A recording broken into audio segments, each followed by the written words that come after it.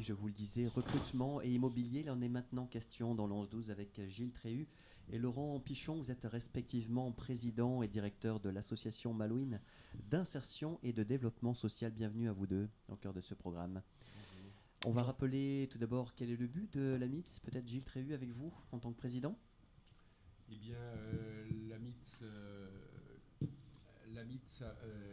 le but de l'AMITS, c'est de recevoir d'abord, d'héberger des gens qui sont sans domicile, avec des accompagnements. Il y a plusieurs dispositifs et stats et étapes dans l'hébergement. Deuxièmement, c'est aussi de gérer des chantiers d'insertion. Les gens viennent minimum 4 mois, allant jusqu'à 20 mois. Et puis, à la MITS, il y a aussi le centre social qui se trouve à la découverte. Et en termes de ressources humaines, ça correspond à combien de personnes qui œuvrent ? Alors, il y a, je parle sous contrôle de M. Pichon, 34 personnes ou 35 personnes. Alors on a à ce jour 35 professionnels au sein de l'association, donc des différents postes qui vont des postes d'éducateurs, notamment éducateurs spécialisés au sein du service hébergement, mais également des encadrants de chantier, des secrétaires, des agents techniques, des agents d'entretien, une comptable, des chefs de service, un directeur, voilà, 35 personnes. Et puis également, il ne faut pas les oublier, en temps normal, on va dire 70 personnes sur nos chantiers d'insertion dans le cadre de parcours d'insertion. Alors vous dites en temps normal ? En temps normal, parce que malheureusement, ou heureusement, parce qu'on va regarder le verre à moitié plein plutôt qu'à moitié vide, ce qui se passe actuellement sur nos chantiers d'insertion, c'est un peu paradoxal et c'est bien en soi, c'est qu'en temps normal, on a 70 salariés sur nos chantiers, avec un flux, des mouvements qui oscillent entre 8 et 10 personnes par mois, qui arrêtent, qui partent et d'autres qui rentrent. Voilà, en gros. Et ça fonctionne 12 mois par an, non-stop, pour nos différents clients, que je pourrais décrire tout à l'heure. Et la particularité, c'est que là, en 2021, on a la chance, et plutôt nos salariés ont la chance, et c'est pas que de la chance, c'est d'abord et avant tout grâce à leur sérieux et leurs efforts, de trouver du travail, parce que c'est extrêmement dynamique sur le secteur de Saint-Malo. Enfin, moi, ça fait 11 ans que je suis là, j'ai jamais vu ça. Il y a des recrutements, c'est vrai, ça part vraiment dans tous les sens, et y compris en CDI, et on en est très heureux. Donc on a, si vous voulez, nos chantiers, actuellement, c'est un panier percé, c'est-à-dire que c'est percé de plein de petits trous vers l'emploi, et on en est très heureux, c'est notre travail, c'est notre mission. Mais notre difficulté, c'est qu'il faut en permanence qu'on remplisse notre panier, entre guillemets, c'est-à-dire qu'on puisse recruter des nouvelles personnes pour venir démarrer un parcours d'insertion. Et c'est là où actuellement il y a un effet ciseau, c'est-à-dire il y a un écartement. D'un côté, beaucoup de départs, et face à ça, assez peu d'entrées, ce qui fait qu'on se retrouve effectivement, là en ce moment, on n'est plus vraiment 70, puisque voilà, c'est compliqué pour recruter du monde. Là, sur l'été, c'était dur. Donc j'ai des équipes qui sont en sous-effectif chronique. Alors qu'on a la chance, et là c'est de la chance, d'avoir les soutiens qui vont bien. Les services de l'État nous soutiennent fortement, il y a des moyens importants, il y a du matériel en bon état, tout neuf, des encadrants compétents, il y a tout ce qui va bien. Mais il nous faut pouvoir accueillir des publics. Actuellement, c'est vrai que ça ne nous est jamais arrivé d'être dans une situation aussi compliquée. Mais c'est notre priorité actuelle sur les chantiers. Alors sur le public précisément, je vais rajouter une chose. J'ai très eu, oui. Pour compléter ce que dit M. Pichon, c'est que le paradoxe, c'est qu'aujourd'hui, on est en augmentation depuis un certain temps de bénéficiaires du RSA, et que on est plutôt en diminution chez nous de bénéficiaires du RSA. Donc c'est complètement incohérent.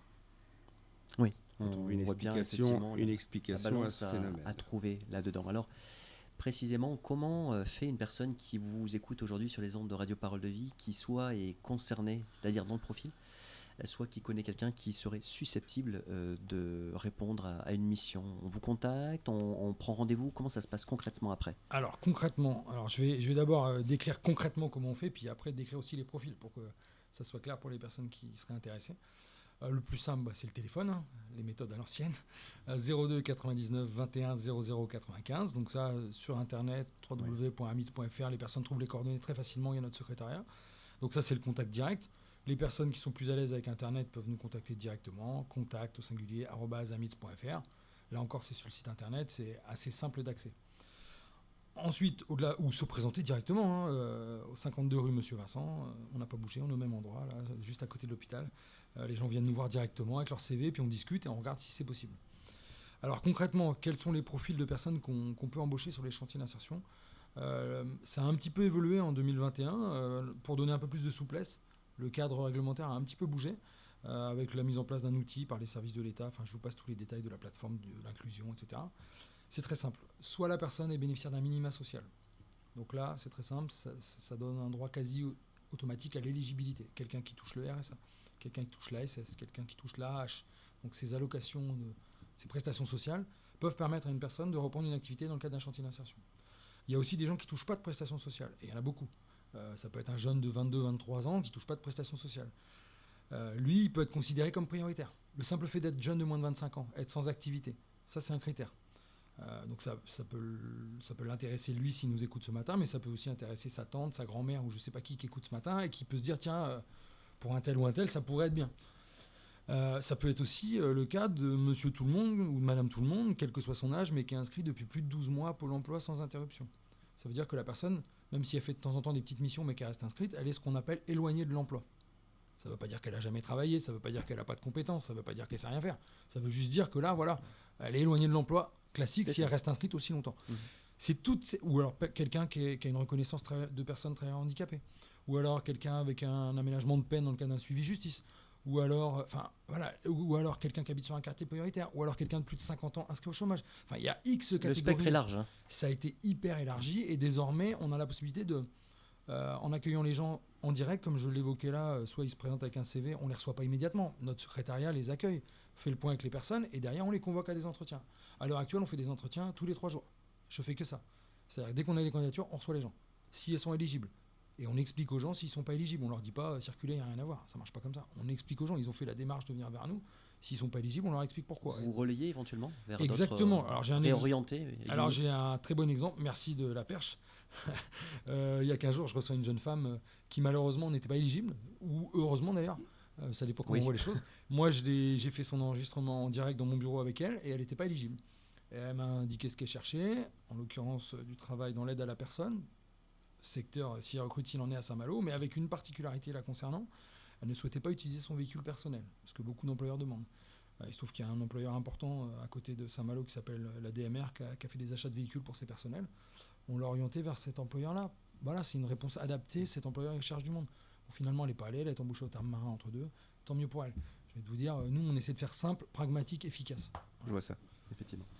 Donc, oui, on peut vous contacter directement avec les modalités pratiques que vous nous avez données, Laurent Pichon. D'autres indications à donner sur ce point-là? Ou est-ce que... oui.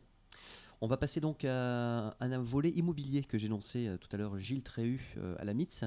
Dites-nous ce qu'il en est. Je vais vous dire, ça stagne. C'est un projet qu'on a démarré il y a à peu près 7 ans. Le projet consiste à refaire tous les locaux puisque le cahier des charges de l'État a été changé, a été modifié. Il faut avoir un accès, des chambres individuelles, ce que l'on n'a pas. Donc l'État nous demande de refaire tous les locaux.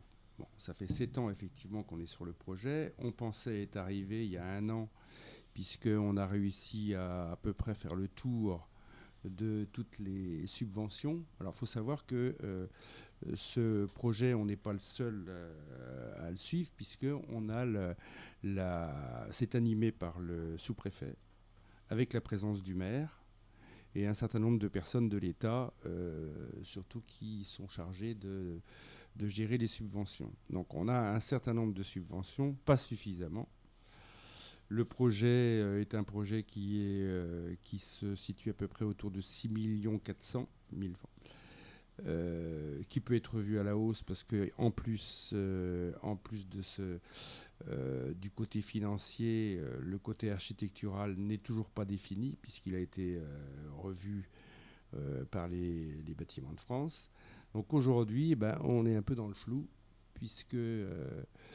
après avoir eu un projet qui était quasiment bien bordé, on se retrouve avec un projet revu en modification architecturale et puis on ne clôt pas le budget financier. Il nous manque 6 à 700 000 euros.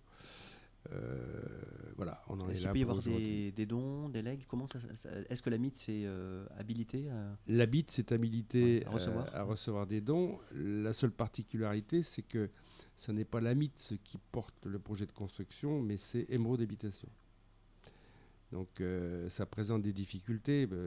Ce qu'on voulait, c'était effectivement aller sonner aux portes de toutes les fondations qui pourraient nous aider. Mais il y a ce volet un peu compliqué qui nous empêche de recevoir des dons. Alors les dons, ils peuvent être donnés pour la ville ou pour un mot d'habitation affectés à ce projet. Hein. Mais ce qui est sûr, c'est qu'aujourd'hui, il nous manque une somme importante pour clôturer le budget. Il faut savoir que quand même, dans ce projet, on multiplie quasiment par 4 le loyer annuel qu'on aurait à recevoir, puisqu'aujourd'hui, on loue les bâtiments qui appartiennent à la ville, on loue les bâtiments pour une certaine somme, et pour ce projet, on s'engage à verser 4 fois plus quand même. Bon, malgré tout, on n'arrive pas à boucler le budget. Ouais, une particularité, M. Tréhul l'a clairement énoncé, mais c'est vrai qu'on a la chance d'avoir un soutien très très fort en personne de M. le maire et de M. le sous-préfet, ce qui, sur un dossier comme celui-là, est très utile, parce que c'est compliqué. La difficulté aussi, par rapport au financement, c'est qu'on tombe dans une période où les coûts de construction se sont envolés, mais ça n'a rien à voir avec Saint-Malo, c'est national, hein. Le prix des matières premières, etc. Enfin bref, donc c'est pas de chance, mais c'est vrai que là, ça vient un peu aussi se confronter à nos réalités économiques. Après, voilà, on a la chance d'avoir des gros soutiens, de nous aider beaucoup, enfin voilà, d'avoir cette aide, mais c'est sûr que c'est un dossier qui est très gros pour nous. Ça veut dire que ça diffère en fait dans le temps, la matérialisation de ce projet. Pour l'instant, c'est simple. On peut envisager que le coût des matières premières diminue dans les mois qui viennent. Ça, on ne sait pas, mais ce qu'on sait, c'est qu'on a beaucoup de subsides publics qui nous ont été octroyés sur ce dossier. Et on sait aussi que ces bonnes nouvelles pourraient s'arrêter, parce qu'il y a un moment, il faut que ça démarre. Enfin, on ne bloque pas de l'argent public si ça avance pas. Donc c'est l'intérêt pour tout le monde. Les services de l'État qui sont notre donneur d'ordre sur l'hébergement, et puis la ville avec qui on est en partenariat historique depuis toujours, que le dossier y sorte. Mais c'est vrai que c'est très compliqué aujourd'hui. Mais avec tous les services de l'État et sous l'animation du sous-préfet, on a vraiment fait le tour de toutes les subventions publiques. Hein. Donc aujourd'hui, on est un petit peu bloqué. Je vous ai dit, il nous manque 600 000 euros. On ne peut pas les sortir de notre poche. Et nous, la MITS, on n'est pas en mesure aujourd'hui de transformer ça en loyer. On est vraiment au maximum de ce que l'on peut accepter financièrement. Alors je vais vous poser une question très pratique, Gilles Tréhul et Laurent Pichon. Si ce projet ne peut pas se matérialiser, quel impact c'est pour l'accompagnement des personnes en difficulté actuellement et dans l'insertion? Ça peut remettre en question le fonctionnement de la MITS. Hein. L'État a demandé, voilà combien de temps en 2016, M. Tréhul, c'était écrit dans le cadre du projet de contrat. 2016. Donc 2016, la date butée, normalement, c'est 2024. L'État a demandé à la MITS de financer, enfin de construire ce projet. C'est pour qu'il soit mené à terme. Je vous répète, on ne respecte pas aujourd'hui les exigences de l'État, hein, qui sont deux principaux, c'est la chambre individuelle et l'accès aux personnes handicapées. Bon, écoutez, l'appel est lancé. Gilles Tréhul et Laurent Pichon. On se souvient effectivement aussi l'appel pour les personnes qui souhaitent vous contacter pour partir dans une mission de travail entre 4 et 20 mois, hein, c'est ça? Alors c'est 4 mois, l'embauche c'est des contrats de 4 mois, des contrats qu'on appelle les CDDI, ça veut dire CDD, contrat à durée déterminée, I pour insertion. Contrat de 4 mois, et on peut enchaîner derrière dans la limite de 2 ans, maximum. On est sur une moyenne chez nous à 8 mois, mais les moyennes, c'est que des moyennes évidemment, il y a des parcours très courts et des parcours plus longs, ça dépend des personnes. Et sur les missions, quelques mots, Laurent Alors Pichon? sur les missions, on a des travaux assez variés. C'est ça qui normalement est notre force sur les capacités de recrutement. C'est-à-dire qu'on a à la fois des travaux en espace vert, on a à la fois des travaux dans le secteur du bâtiment, on a des travaux de propreté. On a la chance depuis l'année dernière de travailler dans cette magnifique piscine centre aquatique Aquamalo. Des conditions de travail juste extraordinaires. Enfin, je veux dire, on a cette chance d'avoir eu ce contrat avec le délégataire Ecrea. On travaille pour la SNCF. Enfin, on travaille avec des grosses Sous-traitance entreprises. industrielle. On travaille en sous-traitance industrielle pour les gros groupes malouins qui nous font confiance depuis toujours. Voilà. Donc, on a des postes vraiment très variés, aussi bien en termes d'exigences physiques, de contraintes à travailler dehors, travailler dedans. Voilà, on a des choses très très variées, variables, et c'est notre boulot, c'est mon travail notamment lors des entretiens avec les personnes d'entretien d'embauche, d'affecter les personnes sur les bons postes pour que ça tienne et que ça se passe bien. C'est-à-dire qu'en fait, une personne, quand elle est engagée sur une mission, Oui. elle va sur cette mission jusqu'à la fin. Elle est affectée sur une équipe. Concrètement, c'est des Ouais, équipes de travail. On a ça. 7 équipes de travail à la MIDS. Ouais. Les personnes sont affectées sur ces équipes. Après, de temps en temps, là, j'ai un exemple cette semaine, depuis ce matin, d'un monsieur d'une équipe qui est temporairement affecté sur une autre parce qu'il s'y intéressait, il a demandé, voilà. Ça, c'est pas des choses qu'on fait toutes les semaines. C'est des salariés, c'est pas des stagiaires. Donc, on fait quand même des avenants dans ces cas-là. Enfin, c'est carré. Mais c'est possible. Alors, ce qu'il faut savoir aussi, c'est que ces personnes, elles sont vues une fois par semaine par des animateurs socioprofessionnels qui sont là pour monter leur projet. L'objectif, c'est pas de rester à la Bien sûr, limite. bien sûr. L'objectif, c'est de retrouver, de se réinsérer dans le milieu et dans le monde économique. Et il y en a de plus en plus d'ailleurs. Mais donc, ils sont suivis par des animateurs socioprofessionnels dont le travail est de construire un projet, de prendre des contacts avec les entreprises pour les renvoyer dans le monde économique.